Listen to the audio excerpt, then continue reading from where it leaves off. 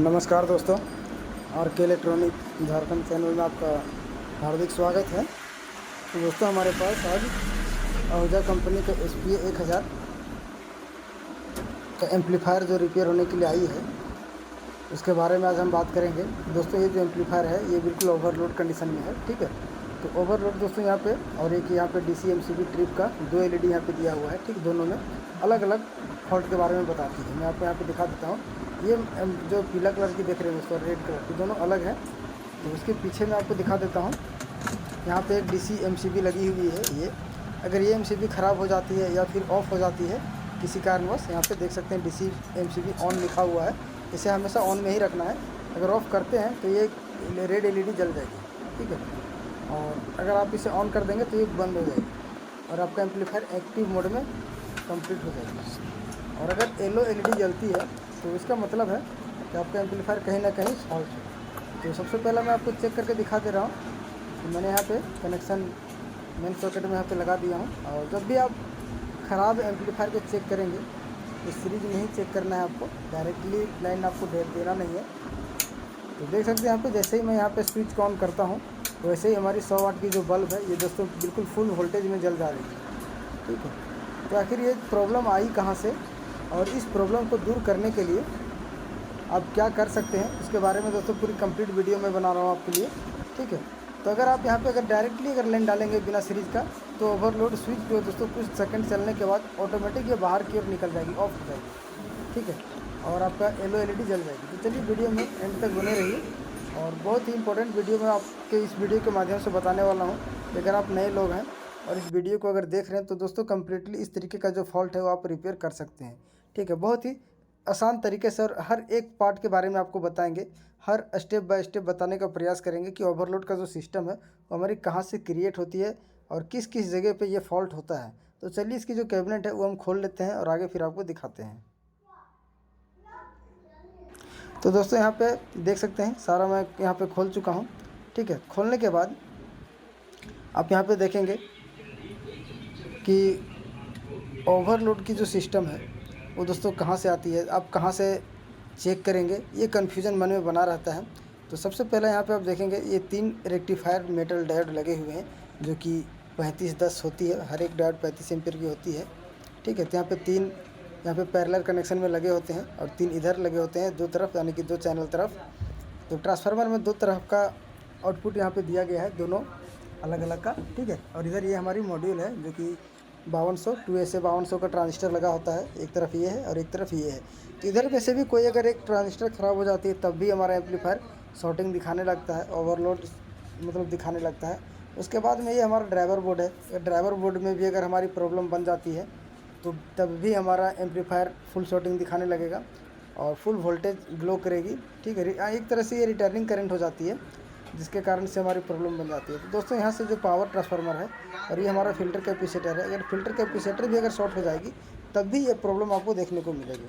तो कैमरा को हम यहाँ पे सेट कर लेते हैं और आपको दिखाऊंगा अभी, ठीक है। तो सबसे पहले आप एक चीज़ और देख लीजिए, यहाँ पे जो दोनों पीला कलर की बार आप देख रहे हैं, ऑरेंज कलर की, ये दोस्तों हमारी सप्लाई के लिए है। और इधर जो हमारी है ये हमारी AC 220 वोल्ट इनपुट के लिए है, ठीक है। इससे हमारी ट्रांसफार्मर में 220 वोल्ट इनपुट होती है। और इधर से 2 कलर का लगा हुआ है, एक ऑरेंज कलर का और एक ब्लू कलर का, जो कि दोनों अलग अलग रेक्टिफायर डायोड में कनेक्शन किया हुआ है। देख सकते हैं एक हमारी इधर है ब्लू कलर का जो कि 3 डायोड में यहाँ पे पैरेलल कनेक्शन में कनेक्शन दिया गया है। हालांकि सभी का जो DC आउटपुट है ये दोस्तों सभी का एक जगह से पैरेलल कनेक्शन हो करके हमारे फ़िल्टर कैपेसिटर में मतलब दी गई है, ठीक है। आप देख सकते हैं यहाँ से जो रेड कलर की बार आप देख रहे हैं ये हमारे प्लस वोल्टेज सप्लाई के लिए, देख सकते हैं तीनों में पैरेलल कनेक्शन है। यहाँ से देख सकते हैं आप, ये देखिए तीनों में प्लस प्लस सब आपस में जुड़ा हुआ है। और यहाँ से जुड़ने के बाद में इधर हमारी राइट तरफ का जो 3 रेक्टिफायर डायोड लगे हुए हैं, इधर का भी यहाँ से देख सकते हैं यहाँ से पास होता मतलब करते हुए इधर हमारी ये जो रेक्टिफायर डायोड है इसमें भी हमारी मतलब रेड कलर की वायर कनेक्शन कर दी गई है, ठीक है। और उसी तरीके से ब्लैक वाली वायर जो इसकी माइनस है सभी को यहाँ पे इसकी जो बॉडी है यहाँ से ग्राउंड कर दिया गया है। और जो भी यहाँ पे रेक्टिफायर है सबका पैरेलल कनेक्शन है, यहाँ पे सीरीज नहीं किया गया है, सीरीज में नहीं होता है, ठीक है। तो यहाँ से आपका 6 डायोड में से कोई भी अगर एक डायोड भी अगर ख़राब हो जाए तब भी आपका एम्पलीफायर शॉर्टिंग दिखाने लगेगा।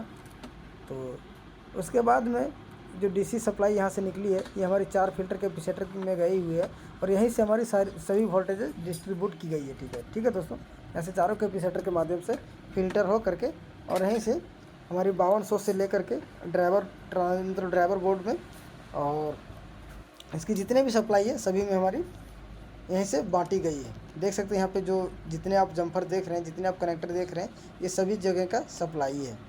ठीक, तो बहुत ही आसान तरीके से मैं बताने का प्रयास कर रहा हूँ दोस्तों। और ये हमारा ओवरलोड स्विच है। ठीक है, ये हमारी मेन सप्लाई को दोस्तों ये ब्रेक कर देता है अगर कहीं भी फॉल्ट हो तो। और ये हमारा 5200 की सप्लाई है। ठीक है, यहाँ से ये देख सकते हैं और सभी ट्रांजिस्टर में हमारी सप्लाई गई है, जो कि रेड कलर की बार आप देख रहे हैं, ये सभी ट्रांजिस्टर का सप्लाई है। और एक तरफ का हमारी ये हो गई है और दूसरी तरफ का भी अगर आप देखेंगे तो इधर का भी ये हमारी सप्लाई वोल्टेज है, जिसमें हमें लगभग 50 वोल्ट डीसी करंट यहाँ पे दिया जाता है 5200 में। उसके बाद में यहाँ पे अगर आप ब्लू कलर की वायर आप देख रहे हैं, ये हमारा फीडबैक के लिए है, जो कि आउटपुट ट्रांसफार्मर में इसमें अब मतलब सप्लाई कनेक्शन दी गई है और यहीं से हमारी स्पीकर की आवाज़ आउटपुट होती है। ठीक है, यहाँ से हमारी एम्पलीफायर हो करके और आउटपुट दिया मतलब बनाया गया है, जो कि हमारी स्पीकर के लिए इसी ट्रांसफार्मर से ओम्स और हॉर्न के लिए मतलब कॉमन से लेकर के 100 वोल्ट तक का सभी का डिज़ाइन इसी ट्रांसफार्मर के माध्यम से किया जाता है। तो ये हो गई दोस्तों हमारी सभी कनेक्शन के लिए। तो अब हम जो चेक करेंगे तो हमें कैसे मतलब ये पता करना है कि हमारी कहाँ पे फॉल्ट है। तो आप चाहेंगे तो ये जो सप्लाई आप देख रहे थे ना, इसे हमें एक एक करके खोल देना है दोस्तों। तो चलिए कैमरा को हम सेट कर लेते हैं और सेट करने के बाद में मैं आपको इसकी जो रिपेयरिंग है मैं करके दिखाऊंगा। अगर दोस्तों वीडियो आपको अच्छा लगे तो लाइक ज़रूर कर दीजिएगा और अगर आप चैनल में पहली बार हैं तो सब्सक्राइब ज़रूर कर लीजिए। तो सबसे पहला दोस्तों हम दाहिने तरफ की जो हमारी ट्रांजिस्टर लगी हुई है, सबसे पहला मैं इसका सप्लाई हम यहाँ से खोल देते हैं एक बार। ठीक है, तो रेक्टिफायर डायोड हमारा बिल्कुल अगर ख़राब भी होगा तो हमारा एम्पलीफायर जब भी हम यहाँ से सीरीज में चेक करेंगे ना तो हमारी सीरीज बल्ब तेज़ हो जाएगी, हमारी एम्पलीफायर ऑन नहीं होगी। तो चलिए इसे हम खोल लेते हैं और देखते हैं कि हमारी रेक्टिफायर ही ख़राब है या फिर कोई ट्रांजिस्टर ख़राब है, कुछ भी हो सकता है दोस्तों। और नए लोगों के लिए काफ़ी मन में कन्फ्यूजन होती है कि आखिर हम शुरुआत कहाँ से करें।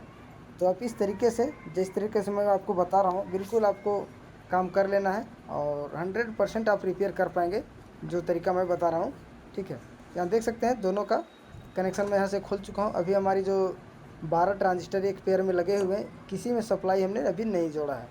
ठीक है, तो यहाँ से देख लेते हैं एक बार। लाइन यहाँ पे हमने इनपुट कर दिया हूँ और सीरीज बल्ब हमारी बिल्कुल बंद हो गई है। चलिए मैं आपको मल्टीमीटर से वोल्टेज टेस्ट करके दिखाता हूँ। अगर दोस्तों आपका सीरीज बल्ब बंद हो जाएगी तो आपको सप्लाई वोल्टेज मिलना शुरू हो जाएगा। अगर 100 वाट की जो बल्ब है अगर तेज़ जल रही है तो वोल्टेज आपको नहीं मिलेगी। ठीक है, कुछ वोल्टेज मिल सकते हैं, 1-2 वोल्ट मिल सकती है और उससे अधिक नहीं मिलेगी आपको।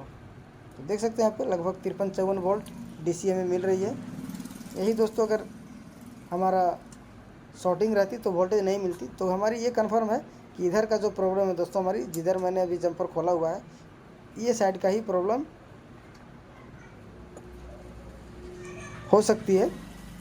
तो अब इसमें से हमें 4 पेयर लगे हुए हैं, जो कि चारों में 3-3 ट्रांजिस्टर लगे होते हैं। अब ये हमें ये पता करना है कि चारों पेयर में से कौन सी ट्रांजिस्टर कौन सी सेट में मतलब कौन सी सेट वाली में हमारी कौन ट्रांजिस्टर ख़राब है।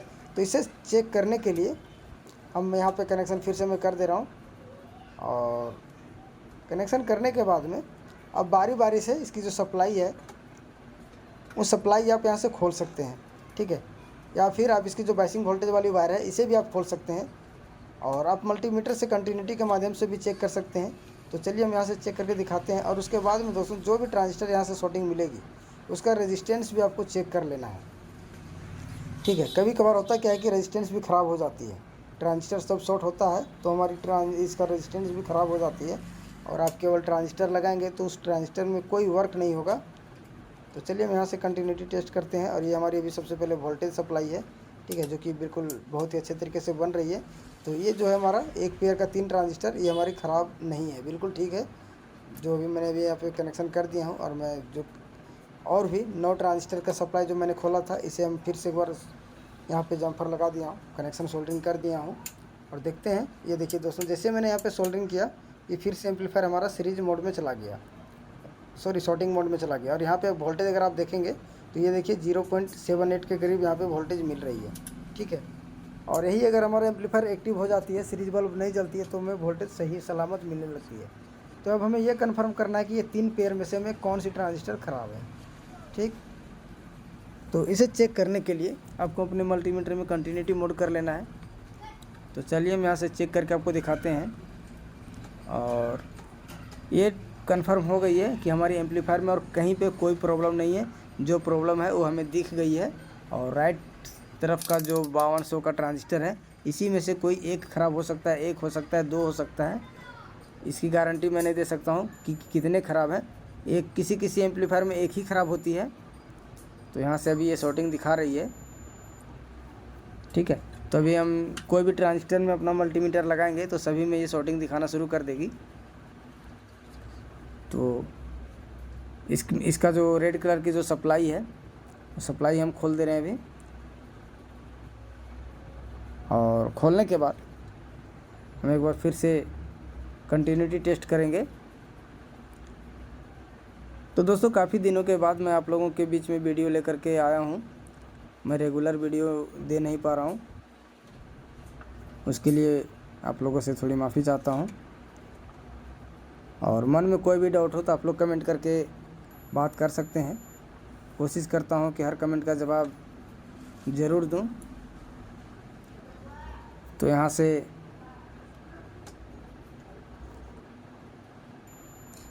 ये साइड का जो ट्रांजिस्टर है ये बिल्कुल ठीक है दोस्तों। एक पिन में रीडिंग आ रही है, एक में शॉर्टिंग दिखा रही है, ठीक है। तो ये जो शॉर्टिंग दिखा रही है, ये बेस वोल्टेज वाला जो बेसिंग वोल्टेज वाला जो तार जुड़ा हुआ है, इसके कारण शॉर्टिंग दिखा रही है, ठीक है। तो दूसरा ट्रांजिस्टर ख़राब है, दूसरा से मतलब प्लेट में ख़राब है। तो अब इसमें से हमें कन्फर्म करते हैं। तो सभी का बेस वाली पिन हम ओपन कर देते हैं एक बार, ठीक है। और देखते हैं एक-एक करके। तो जब आप नया ट्रांजिस्टर रिप्लेस करेंगे और नए स्तर से अगर काम कर रहे हैं तो आप हर एक पिन को ओपन कर दीजिएगा। जो कि इसकी बेस वाली अगर पिन ओपन कर देंगे तो आपको उसी से अनुमान लग जाएगा कि कौन सी ट्रांजिस्टर हमारी ख़राब है। तो चलिए हम फटाफट इसे ओपन करके आपको कंफर्म करके दिखाते हैं अभी कि कौन सी ट्रांजिस्टर हमारी ख़राब है। तो सभी का एक एक पिन हमने रीओपन कर दिया है दोस्तों। और ओपन करने के बाद में एक एक ट्रांजिस्टर हम यहाँ से चेक कर रहे हैं अभी, ठीक है। तो अभी जो है सो शॉर्टिंग हमारी यहाँ से चली गई है। तो जो वायर हमने यहाँ पे खोला हुआ था ना, उसे हम फिर से भी जोड़ देंगे। तो अभी मैं आपको कंफर्म करके दिखा देता हूँ इधर से। और यहाँ पे वीडियो थोड़ी सी मैं फास्ट किया हूँ ताकि समय आपका हम ज़्यादा ना लें। और एक ट्रांजिस्टर जो है सो हमें शॉर्टिंग मिला है। अब कौन सी ट्रांजिस्टर शॉर्टिंग है वो हम आपको भी क्लियर करके दिखा देंगे। तो यहाँ से जो वायर हमने खोला हुआ था बेस वाली, उससे हम यहाँ से फिर से सोल्डरिंग कर दे रहे हैं अभी। यहाँ से हमारी कनेक्शन हो गई है। और चलिए एक बार हम लाइन इनपुट करके और वोल्टेज टेस्ट कर लेते हैं। दोस्तों, अभी तक हमने ट्रांजिस्टर रिप्लेस नहीं किया है, चेंज नहीं किया है, केवल उस ट्रांजिस्टर का तीनों पिन हमने रीओपन कर दिया है, बाहर कर दिया है, ठीक है। इधर का जो कि यहाँ से मैं आपको भी दिखा दे रहा हूँ। इसे 200 वोल्ट मैंने डीसी की रेंज में सेट किया है मल्टीमीटर को। और यहाँ से ये हमारी बेसिंग वोल्टेज है, बेस वोल्टेज। और ये हमारी मेन वोल्टेज है जो कि 58-59 वोल्ट के करीब आ रही है। और ये हमारी बेस वोल्ट 0.4, जो कि दोस्तों अब हमें इस एम्पलीफायर को अगर हम चलाएंगे, MP3 बजाएंगे, तो हमारी एम्पलीफायर बिल्कुल वर्किंग मोड में हो जाएगी। तो उससे पहले हमें करना क्या कि ये जो ट्रांजिस्टर है यहाँ सबसे नीचे, ये जो देख रहे हैं आप, ये ट्रांजिस्टर हमें शॉर्ट मिला है एक। तो इसे हम खोल करके आपको दिखा दे रहा हूँ। तो जब भी आप प्रिपेयर करेंगे दोस्तों, तो थोड़ी सी मेहनत करनी होगी।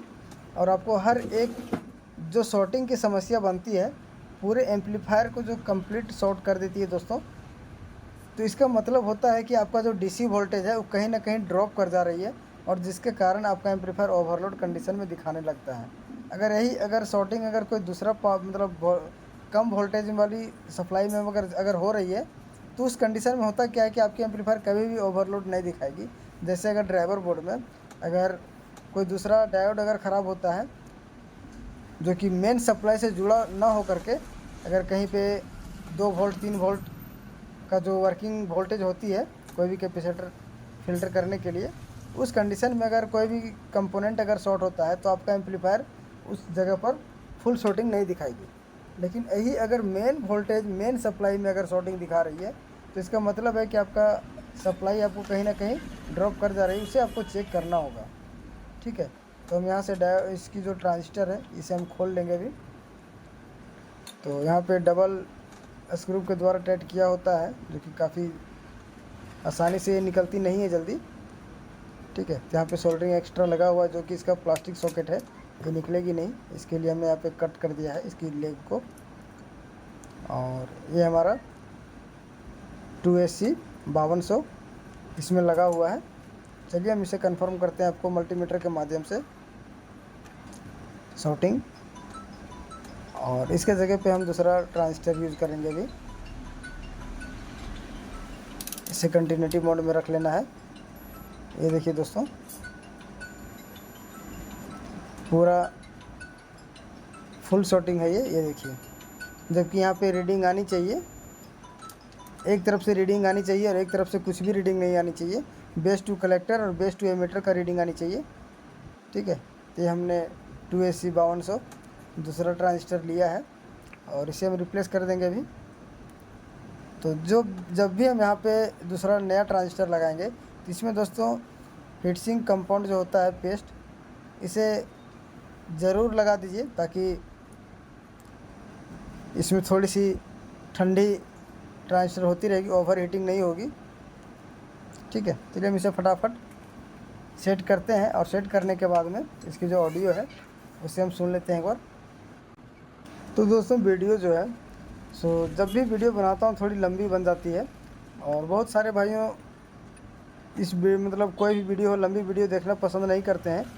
तो जिनको अगर कुछ सीखना हो और जिनको लगता हो कि हमें कुछ करना है तो फिर कंप्लीट वॉच कीजिएगा वीडियो को, ताकि कोई भी काम करने में आप हिचकिचाएंगे नहीं और ना ही कोई परेशानी होगी आपको। ठीक है, मैं भरपूर आपको बताने का प्रयास करता हूँ यहाँ पर। तो ट्रांजिस्टर हमने यहाँ पे फिल कर दिया है। ठीक है, फिल करने के बाद में ये हमारा स्पीकर कनेक्शन है जो कि मैंने यहाँ पे कनेक्ट करके रखा हुआ है। और चलिए MP3 चला के देखते हैं। और ये हमारा मोबाइल जैक है और MP3 प्ले करेंगे अभी और देखते हैं इसकी ऑडियो।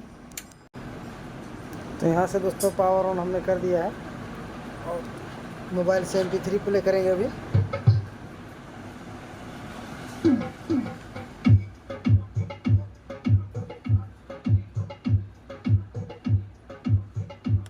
और MP3 प्ले करने के साथ साथ आपको बेसिंग वोल्टेज चेक कर लेना है।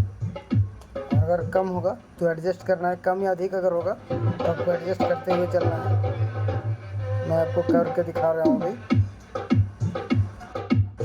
अगर दोस्तों बेसिंग वोल्टेज जो है ना, अगर आपका 0.4 से अगर नीचे हो जाएगी तो आवाज़ में क्लियरिटी आपको नहीं देखने को मिलेगी। ठीक, चलिए हम यहाँ से करके दिखाते हैं। MP3 हमारा चालू भी है, आप सुन भी रहे हैं। और यहाँ से हमारी बेसिंग वोल्टेज जो कि 0.367 के आसपास में है।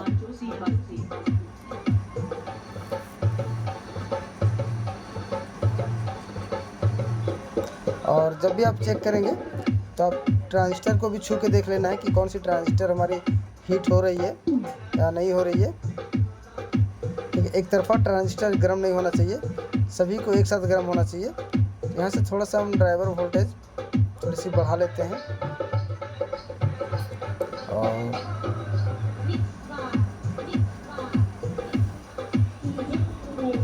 लगभग 0.4 के आसपास हो गई है। ठीक है, तो दोस्तों वीडियो कैसी लगी ये आप लोगों को कमेंट में ज़रूर बताना है। और अगर अच्छा लगा हो और चैनल में दोस्तों अगर आप लोग पहली बार होंगे तो सब्सक्राइब कर लीजिए, साथ में बेल आइकन का बटन ज़रूर दबा दीजिए ताकि हमारी और भी आने वाली वीडियो की नोटिफिकेशन आपको मिलती रहेगी। और मिलते हैं अगले वीडियो में, तब तक के लिए धन्यवाद। थैंक यू, जय हिंद।